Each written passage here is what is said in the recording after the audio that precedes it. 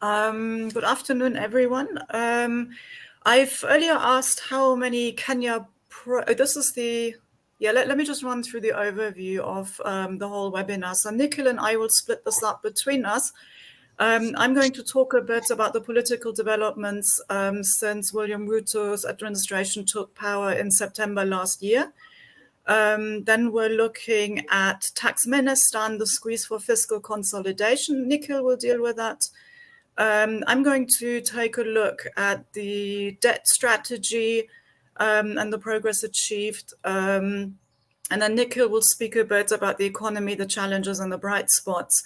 And I'm going to take a very brief look at the sort of foreign policy under William Ruto over the past year. So I'd need the next slide, please.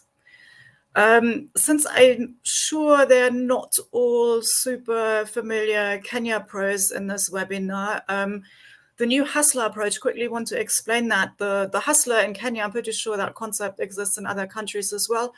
This is something that, a concept that William Ruto used for his campaign, and the hustler is basically somebody who hustles to make a living. So it typically refers to low-income earners, people with casual labor, people with small, semi-formal, informal businesses, but also captures sort of a bit more broadly a sort of Kenyan business drive that even if you have a salaried employment, you might be running a little, say, hair salon on the side, or you might buy a small car, rent it out for an Uber driver, something like that. So when William Ruto campaigned for last year's election, we had the interesting constellation that he'd been the deputy president for the previous decade, basically. But thanks to the sort of handshake rapprochement between then President Uhuru Kenyatta and opposition leader Raila Odinga, in the past, I think 2 or 3 years of the second term, he was sort of effectively sidelined, and that's why he crafted a message that he was running on a hustler approach, focused on the low-income earners, focusing on bottom-up measures to improve the economy, painting Uhuru Kenyatta and also Raila Odinga, who both come from established political families, as dynasties that he, a man of the people, ran against. So this entailed a good number of promises. One of the highlights of his campaign was the planned Hustler Fund, which was initially supposed to be a grant fund. And I think this generally did resonate with people. What we should, however, remember is that I think back then roughly a third of the votes went to William Ruto, the other third went to Raila Odinga, and roughly 1/3 of the people just didn't vote at all. So you can see that there wasn't too much enthusiasm overall for both main presidential candidates. What have we seen since then? So what William Ruto said, this is a new approach. A lot of what has happened since actually looks awfully familiar, and that's not very surprising since, patterns in sort of political dynamics and the patterns would be largely consistent. So what we have seen is effectively still elite capture. There are a couple of different people who sort of have better access. That also was to be expected. Some sort of food fights over access, people being sidelined, having to get back, into the good graces. And there's also, of course, the political landscape overall has been very consistent. So what we have in Kenya is a very fragmented political landscape with basically no real political parties, with an internal governance structure, with a thought out policy position. There are lots of parties here often referred to as vehicles. And I think that's a pretty accurate term. They are often structured around individuals and also ethnic groups. There's no group that is in itself large enough to carry the entire election. So a persistent feature is that there are always these sort of patchworks of alliances and coalitions that eventually make up the ruling coalition. And that's also the case here. What we have seen is that William Ruto has certainly tried to consolidate this a bit. There's pressure in his own coalition for the member parties to merge into his UDA party. I think the larger ones have probably quite wisely resisted that, learning from William Ruto's own experience, the way he was sidelined from the Jubilee Party. He has also, in the past year, picked off a number of independent MPs and then tried to establish working relationships with a number of opposition MPs. Since parties are such loose vehicles here, this wasn't overly difficult. What we have seen as a consequence is that despite a lot of criticism for a good number of tax measures, he was able to get his initial budget, but also supplementary budgets voted through Parliament, and that certainly is a concern, because MPs should be checking the executive and hold them to account. And this has, as previously, basically not happened. And I think also weakens the standpoints of the position of the opposition, who are very, very critical, but haven't been able to translate that into their own policy agenda. And also, on the other hand, as long as some of them actually vote with the ruling party, that I think that sort of undermines the force of your own arguments. What we have also seen is a good number of governance red flags in the way the cabinet was put together, with a couple of senior advisors and so on. There were, I think, with cabinet members, a good number of court cases, fraud cases, other cases that disappeared. The director of public prosecution suddenly threw up the hands that no can do. There was a cabinet reshuffle in October, which essentially was just a reshuffle. Nobody was really sacked. So for anyone who's looking at some real pressure, some real signal that cabinet performance would improve, I think that will not materialize. It did the cabinet reshuffle by giving the Ministry of Foreign Affairs to the Prime Cabinet Secretary, Musalia Mudavadi, strengthened his position. And it also, I think, notched up the competition between Mudavadi and the Deputy President, Rigathi Gachagua, a bit. So I think we will see more of that infighting and that competition in the months to come. What we have seen also was from the opposition some protests earlier in the year that were in spots a little, let's say, riotous. I think at the time when Odinga called for 3 days of protests, the opposition basically overreached, because you can't sustain that over time. But it had created, I think, enough negative media coverage at the time for there to be enough pressure for talks between the administration and the opposition's Azimio coalition to begin. So this is currently ongoing in the National Dialogue Commission. I think we're expecting the report for this after a month's extension is due at the end of the month.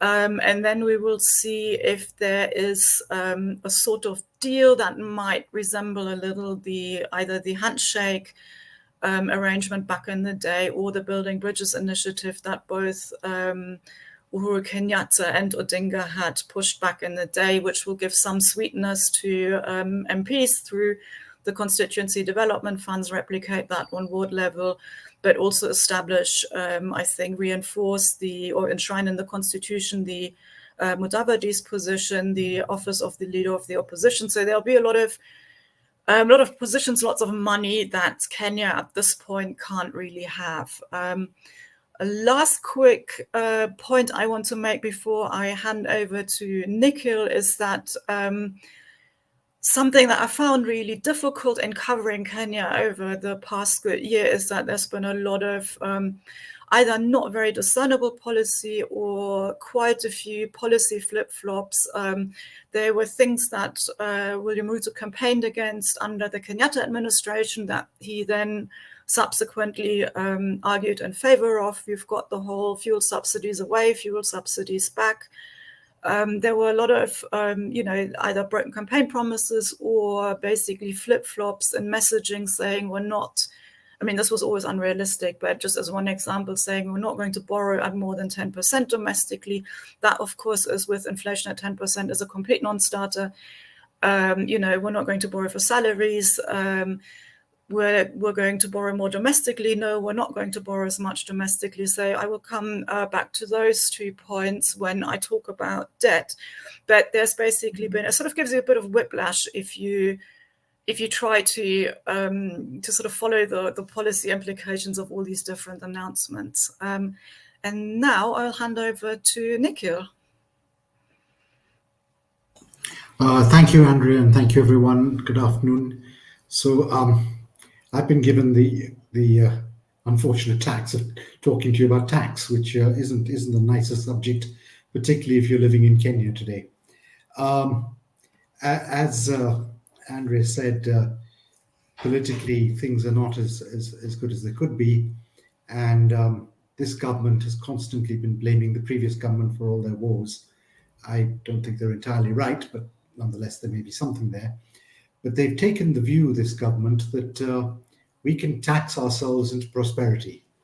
And in my over 40 years of experience, I don't think I've ever seen any country, taxing themselves into prosperity. So we have a little bit of a problem here. And in the last 6 months, or 5 months, in fact, there have been a plethora of new taxes that have been introduced, including an increasing of the basic rate of income tax, the higher rate of income tax from the current 30 to 35%, introduction of a housing levy of 1.5% on the employee, 1.5% on the employer, the intention being to build affordable housing.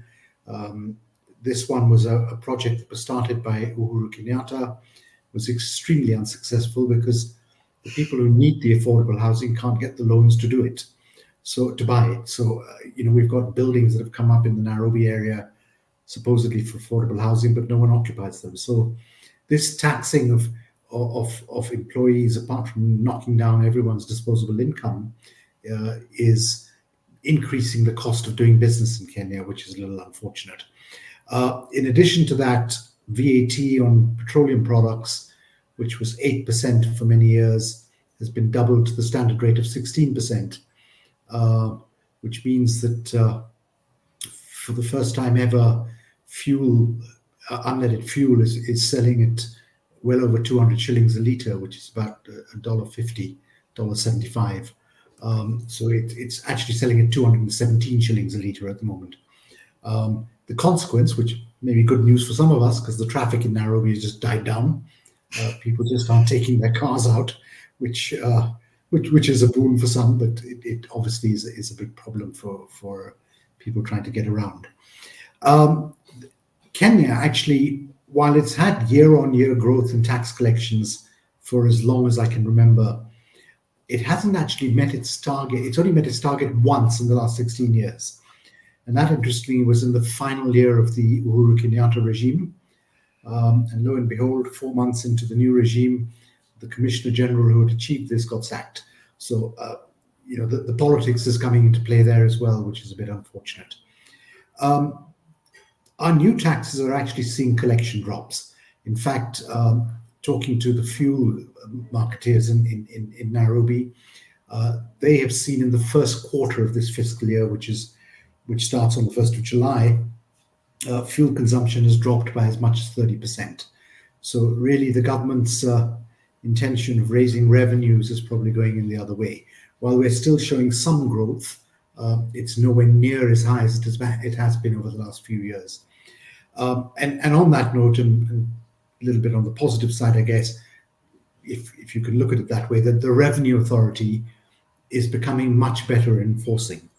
Unfortunately, they are doing things that are a little bit silly, such as you may have read, that our customs officers at the airports are now opening all your suitcases and wanting to tax old, new, whatever you've got in your suitcase, basically, which has been a big uproar, given that we rely so heavily on tourism. I did mention employers are downsizing. I have a number of my members at the Menas Association who downsized their employee size. As you saw in my introduction, I also have a tax consultancy practice where I've got clients that are downsizing because of the increased cost. And as Andrea said, President Ruto's logo for the motto for the budget was bottom-up economics, and it was the hustlers that he wanted to bring up. Unfortunately, the hustlers are suffering the most at the moment because there just isn't a market there for their goods, and what little they have, those that are paying tax are being taxed with in abundance, and it really is a problem. So as I say at the top of that slide, Kenyans are actually overtaxed today in a huge way. I'm sure everyone else thinks that where they live, but it very much is evident in Kenya today. Our other problem, and I think Andrea will talk about this later, otherwise I will, 55% of what we collect every month is actually going to service debt. And that leaves very little for recurrent, well, 45% for recurrent expenditure, most of which ends up there, including wastage and corruption, unfortunately. But the development expenditure, of course, is falling. So the government's aim is to try and do private-public partnership deals with everyone. We've seen some that worked, for example, the Nairobi Expressway that connects the west side of Nairobi to the airport, which is a great boon. I mean, you pay a toll, but you can get to the airport in 15, 20 minutes as opposed to 2.5 hours, which is what it used to take. Finally, on Taxmenistan, our tax policy is actually too short-term. And indeed, last year or the year before, the Parliamentary Budget Office actually did issue a report saying that our policy is too short-term. We introduce a tax on the hope that something will happen, and then a year later we realize, oh gosh, what a mess. So we reverse it. And while if you look at our tax policy that has just been released, it's looking much more long-term, the problem seems to be that the government is very focused on quick revenues coming in, and those quick revenues are just not coming in today. The cost of living is incredibly high. We have, I think with the exception of Rwanda and Ethiopia, the major countries in the region, we have the highest inflation rate at the moment. And people are, you can see it just walking around the malls, going to the supermarkets, going to restaurants. There is a real dip in consumption. Andrea, back to you. Right, debt. Is it messaging or is it strategy? I think one important element to bear in mind is that this has been an issue building up and coming for a long time. So when Mr. Ruto's administration complains about the mess they've inherited, I think then it's well worth bearing in mind also that he held the second most highest office in the country for basically 10 years. And so I would argue that since I don't recall him sort of speaking out against the Eurobonds or syndicated loans or so, that he was probably part of the making of this. So what has happened in the past is the Kenyatta-Ruto administration was very focused on large-scale infrastructure projects, also ventured out into the Eurobond market. There was a lot of enthusiasm back in the day. We're going to borrow commercially, we're going to invest in infrastructure, and a good number of those projects, I think chief amongst them, the SGR, just were overpriced. There were underlying governance issues, and they basically didn't yield the expected outcome. So for years you had the problem that there were very large budget deficits because, as Nikhil also said, the revenue targets were basically not met, and they were so substantially not met that, and then had to be rolled over to the next year. That I have heard people argue, saying that this really calls into question the budget process if that is not broken, if this can happen year after year after year. So with respect to the overall strategy to deal with the debt, I think we've had some promises in the UDA manifesto in the campaign days. The manifesto came out very, very late, I think just days before the election. So it was a bit difficult before that to sort of look through it in detail. What William Ruto did say back in the day, and this is, I think, still an overall position, is we're going to pay this, we're not going to default, we're not going to look for debt restructuring. Where he did create a bit of confusion was when he then spoke in international fora about how his administration would be looking for grace periods for the repayment of, I think I'd seen 10 years, 20 years. So there were different figures in the room. There were sort of inconsistent messages, as I just mentioned earlier. We're not going to borrow domestically for more than 10%. We're not going to borrow for salaries. We'd rather pay salaries a month later, which has this sort of, unpleasant side effect that the non-recipients of salaries will have to borrow somewhere themselves, and in a far more difficult position. There were targets for domestic borrowing that CBK told the administration they would struggle to meet because they already struggled with this year's targets.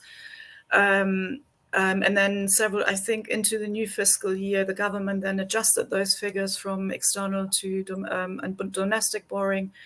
It has to be said, the international environment is incredibly difficult at the moment. So this is, whilst I think this is very important to acknowledge, interest rates are high, but it's also, I think it would be naive to ignore the fact that there's been a build-up to this situation that basically predates COVID. It also predates the high interest rate environment. And what we have at the moment is this incredibly challenging situation that the shilling is losing value at a pretty rapid rate. And this just increases the amount of money required for debt repayment. So the supplementary budget in October was intended to basically free up more shillings for debt repayment, to make those adjustments for the deterioration of the shilling. What then, however, it just doesn't go down so well is that we've had 3 supplementary budgets so far in 1 year. The second one was just days to the end of the last fiscal year.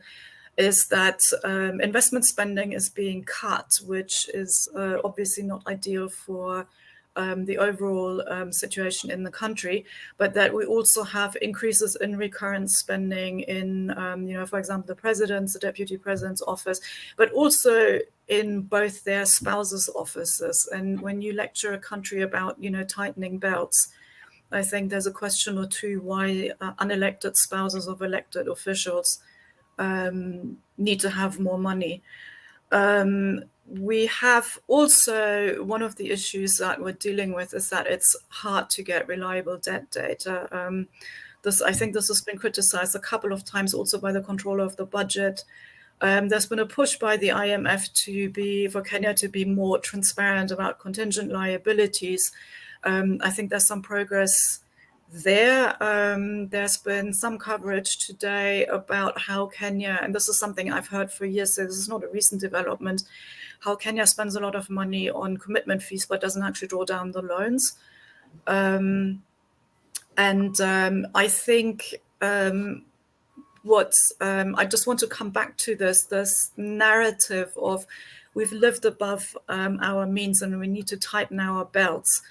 It's inaccurate, because the people who have lived above their means are not the broad majority of people. They certainly haven't lived above their means, and they are under intense pressure at the moment. So the whole campaign promises the hustler focus, that hasn't really materialized. The hustler fund is there, but I think that's the only sort of really flagship project, and even that I think has a fairly high default rate, is getting lower budget allocations, and so on. So the people who take these decisions are, I think, not. They may well be living above their means, but there's no belt tightening there, and I think that's sort of a general narrative that rankles, and it's quite frustrating. But what I also feel is that we're at a point where I worry about an erosion of the middle class. The hustlers themselves are already under insane pressure. I'm I'm pretty sure people generally would be interested in an outlook for debt. I think what works in Kenya's favor at the moment is the geopolitical situation. Nobody's really interested in seeing Kenya default. So there will be external support, especially for in this region that is showing quite a degree of instability with Ethiopia, Sudan, Eastern DRC. So I think that will sort of work in Kenya's favor. I don't anticipate that Kenya will default outright, but what we will see is that domestically we'll probably have more of taking from Peter to pay Paul. So lots of delays and county transfers, pension payments are outstanding, transfers to schools are outstanding, and so on and so forth. So on the top level, making international payments, that will probably be covered, but you will probably see a further domestic fraying, less investment spending, and also in a continued high interest rate environment, a crowding out of the private sector. And back to Nikhil with the bright spots and the not so bright spots. Thank you, Andrea. Just to add to what you were saying on the Eurobond, I am fairly convinced that we will make the repayment next June by hook or by crook. Some of the reasons you said. I mean, we've finally got the IMF and the World Bank are back supporting us, so we're getting concessional debt as opposed to very expensive commercial debt. Of course, it's costing us more because of the depreciation of the shilling, which has, I believe, gone down about 18 or 19% this year. So that is definitely a major issue. But what is happening in the economy? Well, tourism, interestingly, is seeing a considerable rebound since COVID. I guess this was a factor of a lot of people being completely fed up of being locked up at home and have decided we'll travel. So that tourism that we're seeing is actually to the safari circuit. And I'm told if you want to get a booking in the Mara during the migration season next year rather, there's just no chance. It's fully booked.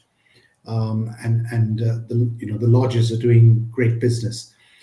Nairobi hotels are doing very well as well because we're still seeing a lot of inbound people, conferences. We have a big UN, or the third largest UN headquarters in the world is in Nairobi.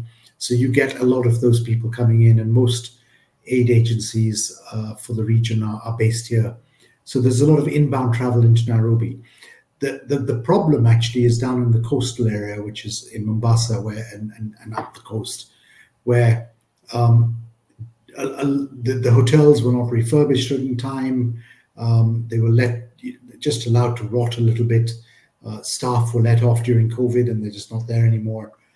So that is a big struggle. But generally, the tourism sector is improving, and I guess the weak shilling certainly helps for these tourists coming into the country. Unfortunately, I can't say the same about manufacturing. It's in quite a mess, and this is largely because of the cost of doing business and basic infrastructure issues. Our power and lighting distribution company, Kenya Power, has 5 times in the last 2 years had a countrywide blackout that has lasted almost 12 hours. And they refer to it as systems disturbances. So I think the first one was a monkey created it, but thereafter it was systems disturbances, whatever that happens to be. With the most recent one being over the weekend, in fact. So our infrastructure, I firmly believe that Kenya was some 25 years too late in rebuilding the infrastructure, and it started in the President Kibaki regime, and President Kenyatta took it a step further, perhaps a bit expensively, but took it a step further. And this government has to concentrate on the infrastructure if we're going to get manufacturing up and running. The taxes that I talked about earlier are also not helping the manufacturing sector, particularly those that are labor intensive. So that's where we're seeing the majority of layoffs at the moment. The service sector is doing very well, including financial services. It is a struggle because of the shortage of dollars in the country, and I talk about that a little later. It's quite significant. the government attempted to, because we're a net importer, and our biggest import is, of course, fuel products. More than half of what we pay out for imports is for fuel products. The government went into a government-to-government deal with the UAE and Saudi Arabia, where we were to get fuel on credit, 3 months credit against letter of credit from the buyer, the local company that's buying. I mean, I think that was just wishful thinking, because at the end of the 3 months, you have to pay those dollars out. So we might have got a little bit of stability for 3 months, but then we're back to square one.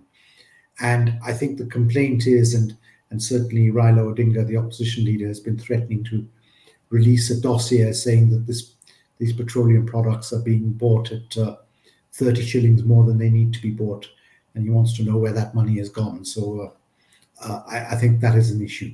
But there is a shortage of dollars. But to be fair, it's not just in Kenya. Tanzania's got the same problem. Certainly Rwanda does. Uganda to some extent as well. And of course, Ethiopia has strict foreign exchange controls, so you can't really tell what's happening there. I've talked about the Kenya shilling being in free fall.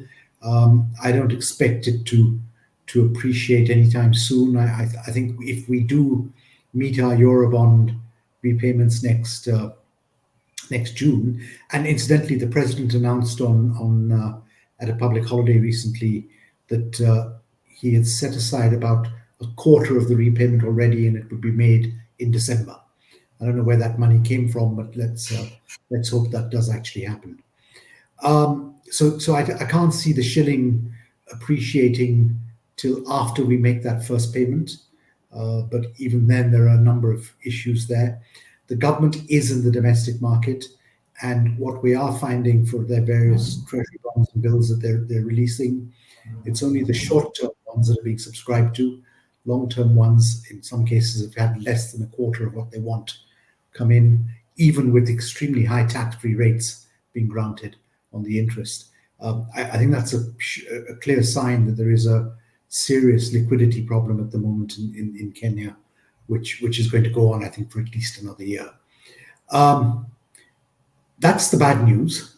I think the good news is that, and Andrea referred to this, Kenya is very strategic in the region. It is probably one of the more stable countries, but I'll come back to Tanzania in a minute. It's one of the more stable countries in the region. It is strategic, so the West is back helping us. The IMF and World Bank are giving us money like there's no tomorrow. Of course, there are conditions attached which make life difficult for many of us, but nonetheless, it's coming through. And our private sector is extremely resilient, and we have a very well-educated workforce. Indeed, President Ruto and his deputy have been busy saying that they're going to export some of our labor, our workforce to countries that need it. So Canada, Germany, Saudi Arabia have been mentioned. I don't know whether that's going to happen or not, but that's one way of doing it. One point which I've not put up on that slide is that Kenya's diaspora has been a lifesaver for us.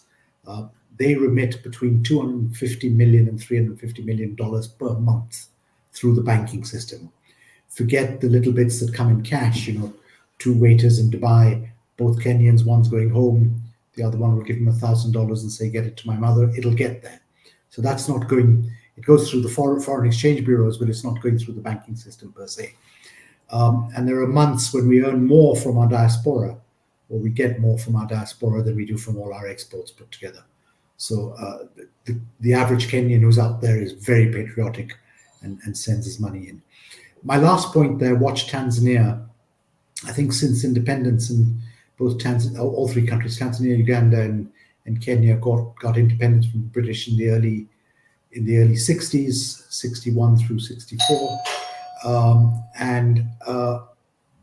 I can only think of 2 occasions when Tanzania has attracted more foreign direct investment than Kenya. And the second one is now.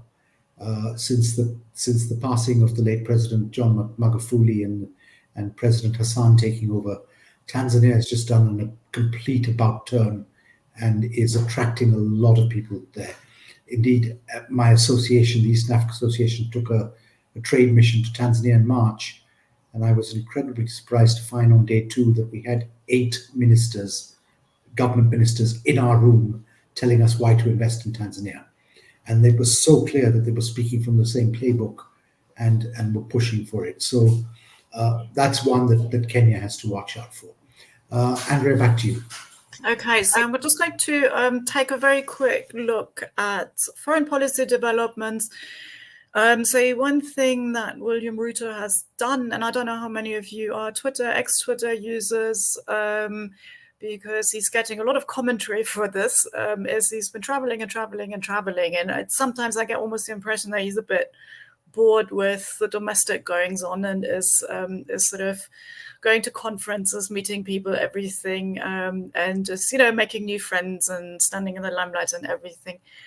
So I think in general, I would say that Kenya traditionally had a very pragmatic foreign policy approach, and under so you've got continued links to the UK, for example, and Kenyatta also had increasing engagement with China. A lot of the money for infrastructure development and also the contractors came from China. So I think there was nothing sort of particularly out of the, I think that was seemed fairly steady.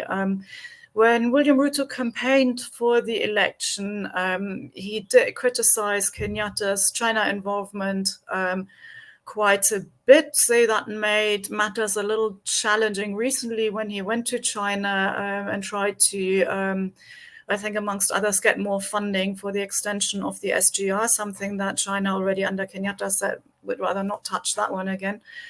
And also what I found is that in this first year, there was, as with a couple of other issues, there were a couple of flip-flops and confused messaging.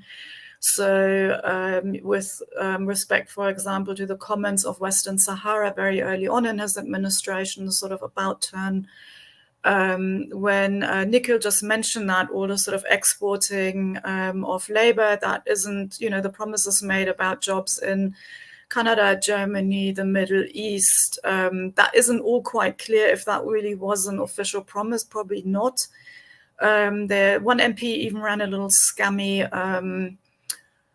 initiative promising, I think, jobs in Finland, collecting money for that, but those jobs never existed.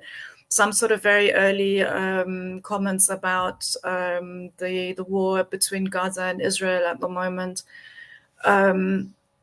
say that often didn't have there wasn't a very, I thought, not a very clear line in this, and a bit of flip-flopping. This may well improve now that Foreign Affairs has been given to the Prime Cabinet Secretary, Musalia Mudavadi, who's quite, I think, overall quite calm and quite experienced. But what we also have, and this sort of ties in with these promises of exporting labor, there were lots of promises made in international fora, often quite quick alignment with Western powers, and that didn't necessarily go down that well with the citizens, and especially the electorate on Twitter. So, for example, there's quite a bit of criticism about carbon credit trading, because people have argued the projects that the SPACs in Kenya are basically sort of neo-colonial land grabs. There is a lot of criticism over the promise to send police officers to Haiti, not just because people think that's a suicide mission, but also because Kenya still does have significant insecurities in specific regions. There's, promises made, statements made where people said, look, can we talk this through? Can we see the policy on this? We don't necessarily agree with this. But I think overall, Kenya will generally benefit from the fact that there's so much instability in the region. So same as with the support in dealing with debt, nobody has any interest in Kenya also becoming less stable when Ethiopia is fraying, when Sudan is certainly fraying, when Eastern Congo has become even less stable recently. So this is sort of Kenya reverting back to its old role of, being a sort of stable player in the region. So I think what I would look out for, because we're only just done with the first year of the administrations, I certainly would look out for China relations. It would be, it's of course, given the weight that China has, large domestic market, despite their change in policy, still a large financier and also a significant investor in Kenya. I think that's something to watch out for, how William Ruto's administration will manage that relationship, also against the background of the sort of more challenging China-US relationship. And then certainly the sort of developing Middle Eastern relationships with countries that generally have played a growing role in the Horn of Africa region. And I will stop here and see what questions you have. In fact, there aren't many questions at the moment, but Timothy, perhaps you'd like to kick us off with some thoughts or ideas. In some ways, I was just, when they were talking about the debt issue and the cost of debt servicing, and also the collapse of the shilling, it reminded me of Nigeria in many ways. Perhaps you can ask some questions or comments or whatever, Timothy. Thank you, Charles, and thank you to Nikhil and Andrea for that very enlightening discussion. Can everyone hear me? Yeah. Fantastic, great. Yeah, no, I definitely think that there are some parallels. Certainly, Nigeria has gone through its own debt crises and currency issues, as it were. I think what's interesting, though, is that I think, Andrew, you mentioned, I believe it was in reference to Ruto, that there's been a lot of sort of outward facing, traveling to different sort of nations. That's certainly something that I know Nigeria has experienced. And in fact, I was at various events earlier this year where the president of Zambia himself was here with cabinet members, and there seems to be a lot of that going on from the African continent at the moment. And do you think that that's going to yield the results that, for example, President Ruto is looking for? Or is it simply, as you've suggested, perhaps just a way to sort of deflect from problems at home that he's not willing or able to, in fact, address? I think it's probably going to be a combination. I mean, there is certainly investor interest in East Africa. I also think that it's very important, of course, for African countries to be represented in international fora, far more strongly represented.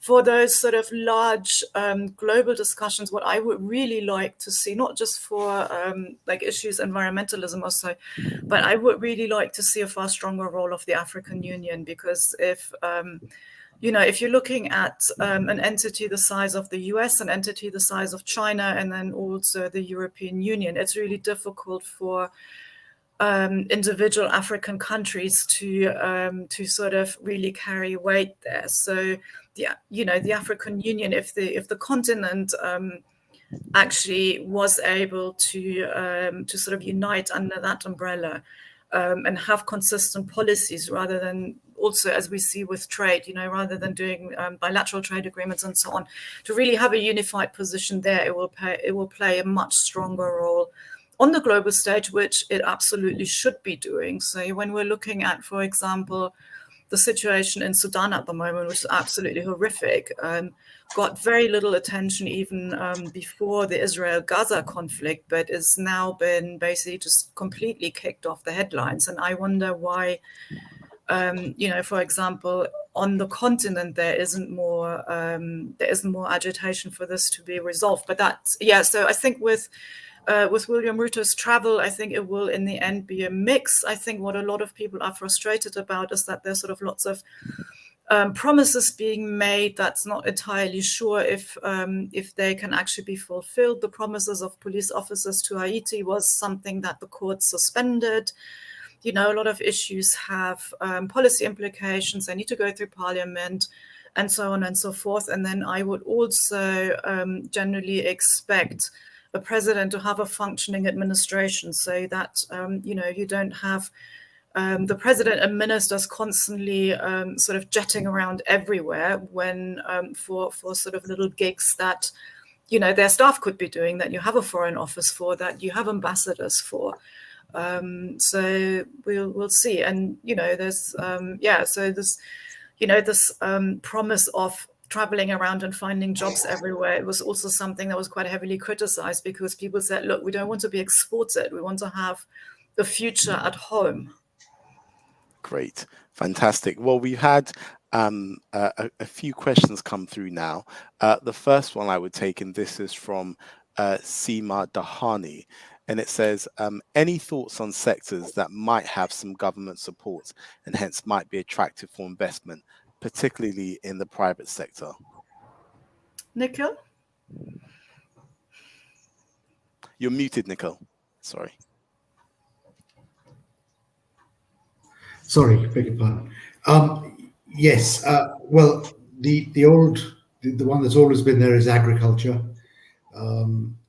It's the backbone of Kenya's economy. So, and it employs between 50 and 60% of our people, either formally or informally.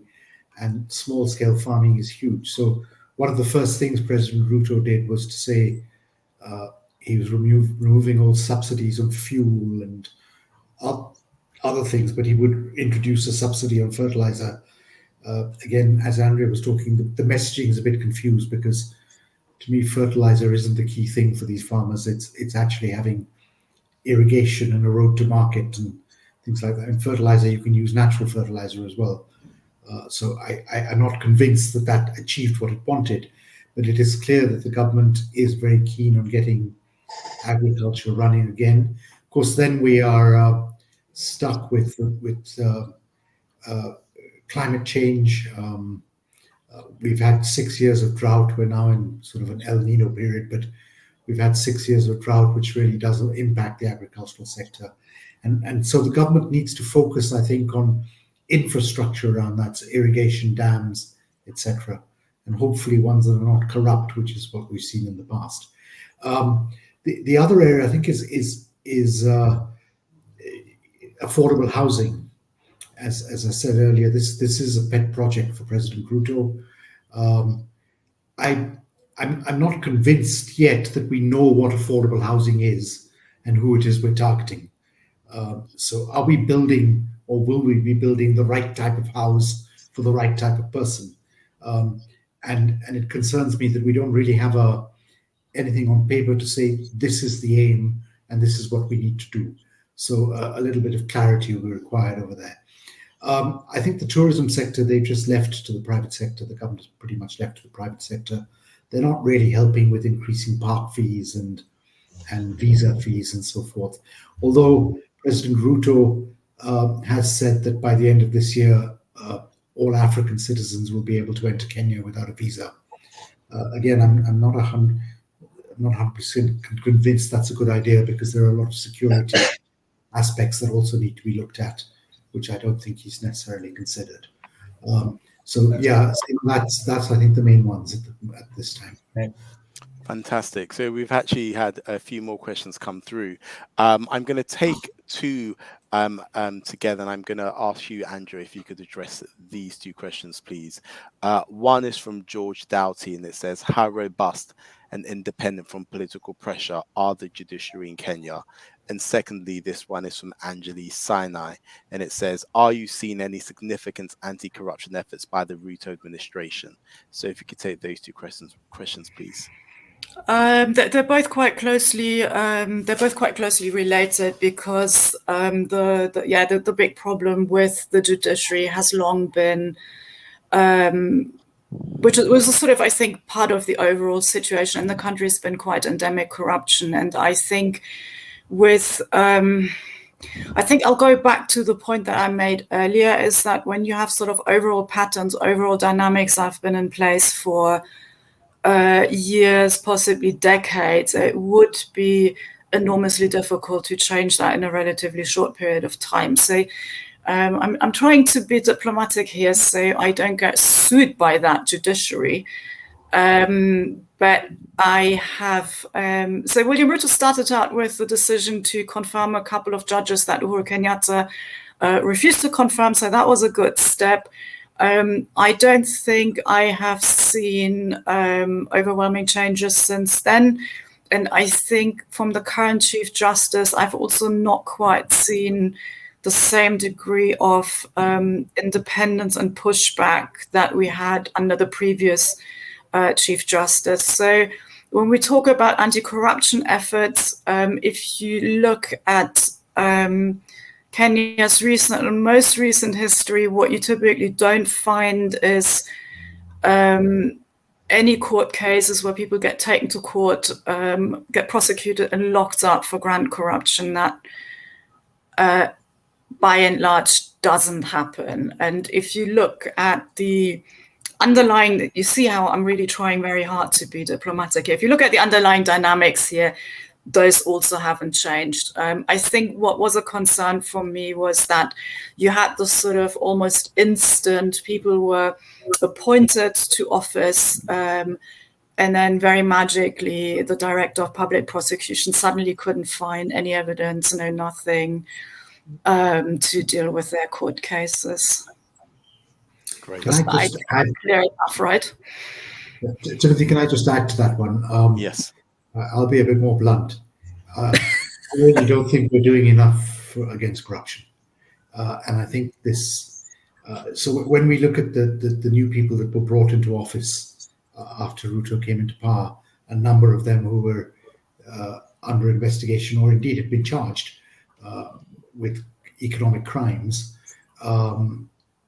most of them were dropped, as Andrea said. But it raises two questions to me. Either President Kenyatta brought those charges to prevent Ruto supporters from supporting him, or Ruto dropped the charges even though there was something behind it. So I think both parties are to blame there in this one. I don't think that's an or, Nikhil. I think, the charges are probably real, but they were brought for political reasons. Absolutely. So, why bring them if you're not going to take them to the next step? Anyway, that's another question. But Anjali Sani's question on, are we seeing significant anti-corruption efforts? I don't think we're seeing any, but we're hearing a lot. Every time President Ruto makes a speech in country, he says, I will not tolerate thieves and corruption and what have you in my government. And yet, if you look at, I think it was the papers or X this morning, people are complaining about cabinet secretaries that are suddenly buying palatial homes and fancy cars and what have you. And but they're the only ones that aren't tightening their belts. So I think there is a lot of words, but not necessarily any action at this stage. There was also, if I can just make one quick point. Sorry? We have three more questions. Oh, okay, cool. Quickly. Yes, Timothy? Fantastic. Great. Thank you so much. So I'll take these two questions together. One is, and I'm going to ask you, Nikhil, to start us off with this. Firstly, it says Uganda has opted to end its reliance on Kenya for petroleum products. What is the impact of that on Kenya? Is the decision likely to boost relations between Kenya and other partners in the region, such as Tanzania? And secondly, what is Ruto's position or performance regarding the AfCFTA apart from the tea export to Ghana early on in his presidency? And what is foreseen in terms of the impact of this on the Kenyan economy? Okay, so let me deal with the second one first. Ruto is definitely very pro-Africa. I mean, he's really a Pan-Africanist type leader. When he's out and about on his regular travels, he's always pushing the African question. So he pushed, pushing back, giving debt relief to African countries, helping with climate change, and all that sort of stuff. And the African Union love him for it. On Africa, I think we're in the very early stages of that. The issue that we have today, I think, is that we don't have the infrastructure for getting these goods across border. We barely manage within East Africa. Getting it from East Africa to West Africa is a really difficult thing to do. So I think Africa is a great thing when it'll work. But we have to bear in mind we're talking 54, 55 countries with such different level of economic development that it's not going to be easy, but it is certainly going to be something for the future. Uganda opting out of the petroleum products. I think the key thing there was what President Museveni said, that he feels that there is some sort of brokerage in the price that he's having to pay for the oil that is coming through Mombasa, because he buys it from our oil marketeers locally.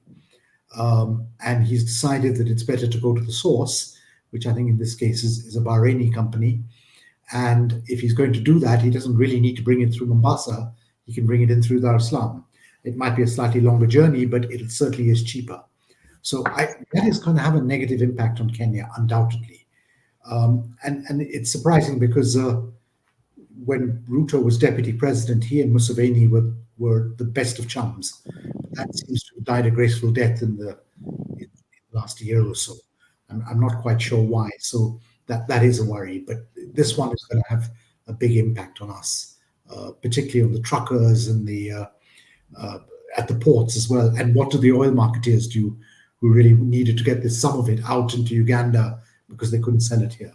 So great. Yeah. Thank you, Nikhil. So we've got two last questions. I'm going to ask you, Andrea, if you could take this one. And it says, what are the prospects of further significant infrastructure investment in the short term, given even under a PPP structure that the Kenyan government will ultimately have to guarantee and underwrite the investment? Also, has the appetite for government-to-government arrangements, e.g. with China, reduced given the excessive costs of those arrangements?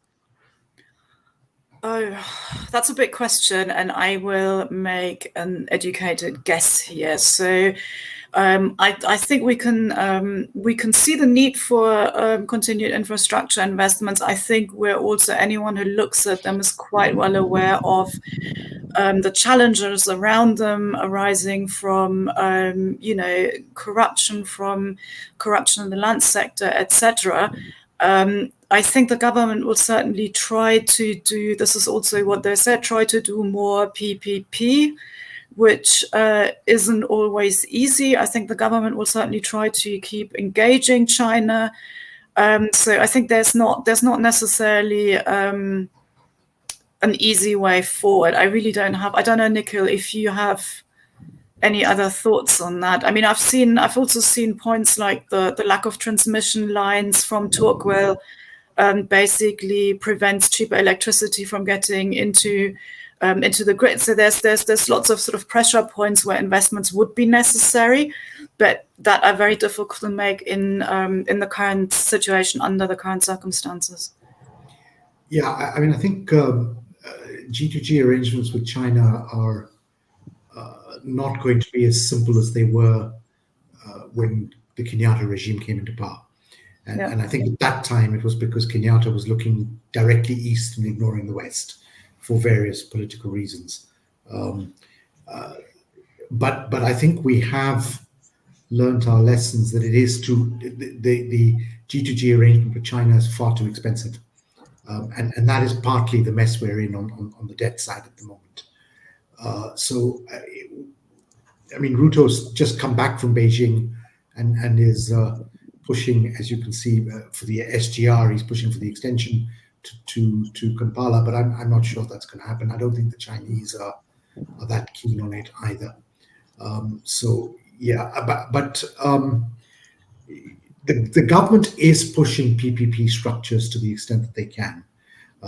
The problem is going to be the financing and where they get that financing from.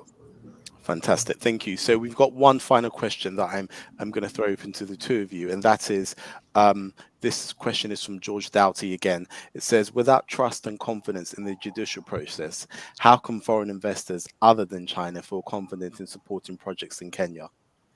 Probably set them up so that you don't need the judiciary, I would say. Okay. No, I think if you, there's a reason why Kenya and similar peer countries have the risk profile they do have, because the risk is slightly higher than, this sounds a bit tautological, but the risk is higher than in, lower ranked or in countries with a more reliable business environment. So I would, when people ask me about investments, I always tell them, understand what you yourself are good at, so you don't go into a market you don't understand. do your market and do your homework, do your market analysis carefully, do your due diligence, think about working with a local partner, do your due diligence on that local partner so that you understand the country's risk profile and that you have a strategy for managing those risks. And understand your own risk appetite, so that I think that's part of the whole understanding the country risk of the destination country you want to go into, and that would apply to any country. Great, fantastic. Okay. Just quickly to add, the judiciary has been quite fair on tax cases. The taxpayer has won a lot more than they've lost of late. It's probably a 70-30 split. So it's not all that bad, and I think it's much better than it was even 10, 15 years ago. But for the lawyers amongst you, I guess when you're contracting, let's have your contract under any other law other than Kenya or China for that matter. So look for English law, I guess that's the way to do it.